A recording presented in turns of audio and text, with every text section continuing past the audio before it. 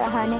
আর আমাদের মতো কিন্তু ওইখানে একদমই সিম্পলভাবে হয় না, এখানে কিন্তু একদম স্পিরিচুয়াল ব্যাপার আছে, অনেক পুজো হয় এটার মধ্যে, নারকেল চড়ায়, ফেরা লেতে হ্যাঁ বলো।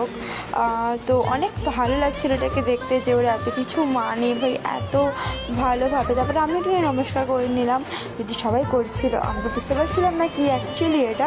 তারপরে চলে গেলাম আমরা সুইট শপে, যেখান থেকে নিয়ে নিয়েছিলাম আমরা কিছু মিষ্টি। আর এখানে আমি এটাই বলছিলাম, এখানে এত বেশি দাম।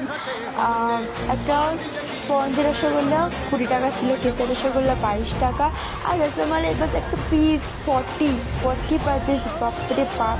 But test was average, not so good. এর থেকে কলকাতার রসগোল্লা বা কলকাতার মিষ্টি তো যথেষ্ট ভালো ভাই, কলকাতার সঙ্গে এখানকার মিষ্টিগুলো তুলনাই হয় না। আর তারপর এখান থেকে নিয়ে নিয়েছিলাম ছোলে কুলচে। হ্যাঁ, ছোলে কুলচেটা যথেষ্ট ভালো ছিল। তো তারপর খেয়ে বাড়ি চলে এলাম। So that's it for today, bye bye.